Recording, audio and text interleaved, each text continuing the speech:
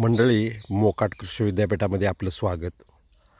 मे संपत आला आहे आणि आंबे अगदी संपण्याच्या टप्प्यावर आहेत आणि जांभळं सुरू झालेली आहेत. डायबिटीजसाठी जांभूळ जसं चांगलं आहे तसं जाडी कमी करण्यासाठी सुद्धा जांभूळ चांगलं आहे. जो वर्षभराची फूड सायकल आहे त्यामध्ये जी काही फळं येतात त्यामध्ये आंबा संपत आला की तुम्हाला हे जांभळं दाखवले आणि ही जांभळं संपत आली की सीताफळं चालू होतील.